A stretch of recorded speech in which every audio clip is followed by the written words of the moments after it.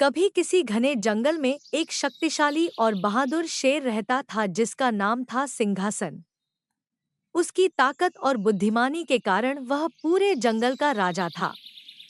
जंगल के सभी जानवर उसका सम्मान करते थे और उसकी दहाड़ से पूरे जंगल में सन्नाटा छा जाता था। वह न केवल ताकतवर था, बल्कि न्यायप्रिय और समझदार भी था।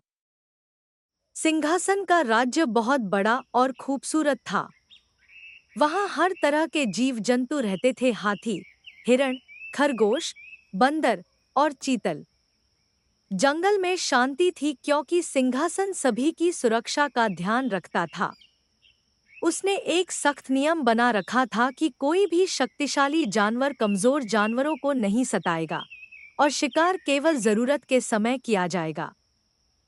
एक दिन सिंहासन अपने राज्य का दौरा कर रहा था जब उसकी मुलाकात एक बूढ़े लोमड़ी से हुई।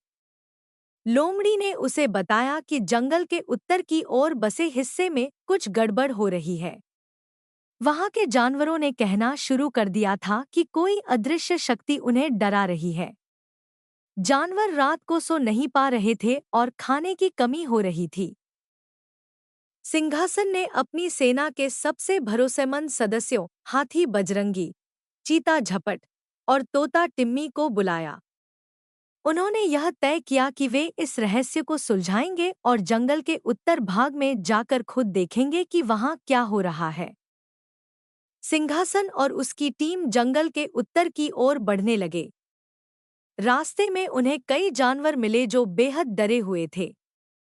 एक बूढ़ा हिरण उनसे मिलने आया और बोला, राजा जी, हमारी मदद कीजिए। रात में अजीब आवाजें आती हैं और पेड़ पौधे मुरझा रहे हैं। हमें समझ नहीं आ रहा कि यह क्या हो रहा है। सिंहासन ने उसे दिलासा दिया और आगे बढ़ता गया। जब वे जंगल के गहरे हिस्से में पहुंचे तो उन्हें सचमुच कुछ अजीब महसूस हुआ। पेड़ मुरझाए हुए थे और हवा में अजीब सी खामोशी थी। तभी अचानक उन्हें झाड़ियों के पीछे से हलचल महसूस हुई। झपट और टिम्मी तुरंत तैयार हो गए। कौन है वहां? सिंहासन ने अपनी गहरी आवाज में पूछा। झाड़ियों से एक कमजोर और डरा हुआ खरगोश बाहर आया। उसने कांपते हुए कहा, राजा साहब, कुछ बुरी शक्तियां यहाँ कब्जा कर रही हैं। हम सभी बहुत डरे हुए हैं। सिंहासन ने अपने दल के साथ मिलकर इस रहस्य को सुलझाने का फैसला किया। वे जंगल में आगे बढ़ते गए और कई अजीब घटनाएं देखने को मिली। कुछ पेड़ जले हुए थे, जमीन पर जगह-जगह गड्ढे थे और हवा में बदबू फैली हुई थी। झपट ने तेजी से दौड़कर एक जगह जाकर देखा जहां उसे किसी बड़े जीव के पंजों के निशान मिले। यह काम किसी छोटे जानवर का नहीं हो सकता, राजा।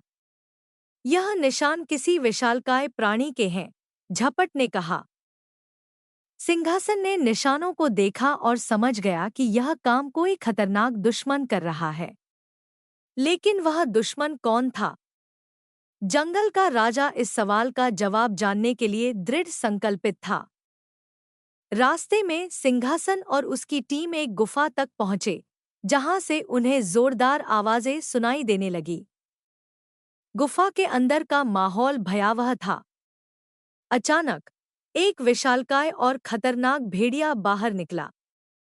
उसकी आंखें जल रही थीं और उसका शरीर जख्मों से भरा हुआ था। तुम ही हो जंगल के राजा, सिंहासन, भेड़िए ने क्रूरता से हंसते हुए कहा। अब यह जंगल मेरा होगा।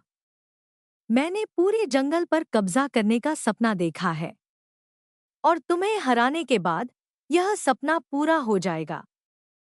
सिंहासन बिना डरे भेड़िए के सामने खड़ा हो गया। मैं जंगल का राजा हूँ क्योंकि मैं अपने राज्य की रक्षा करता हूँ। तुम जैसे क्रूर प्राणी इस जंगल पर राज नहीं कर सकते, सिंहासन ने गर्जना करते हुए कहा। सिंहासन और भेड़िए के बीच एक भयानक युद्ध शुरू हो गया। दोनों ही ताकतवर थे और उनका मुकाबला देख पूरे जंगल के जानवर सहम गए। भेड़िया बेहद चालाक था और उसने जंगल के कई हिस्सों को बर्बाद कर दिया था। लेकिन सिंहासन भी कम नहीं था।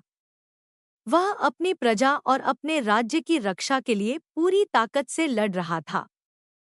इस युद्ध के दौरान बजरंगी और झपट ने भी अपनी अपनी भूमिका निभाई। बजरंगी ने अपनी ताकत से भेड़िए के सहयोगियों को भगाया, जबकि झपट ने अपनी तेज गति से भेड़िए के कमजोर हिस्सों पर वार किए।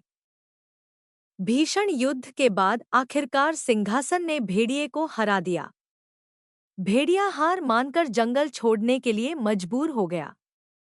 जंगल के सभी जानवरों ने खुश होकर अपने राजा की जयकार की। सिंहासन ने सभी को यह सिखाया कि एक सच्चा राजा वह होता है जो अपने राज्य और प्रजा की भलाई के लिए हर चुनौती का सामना करे।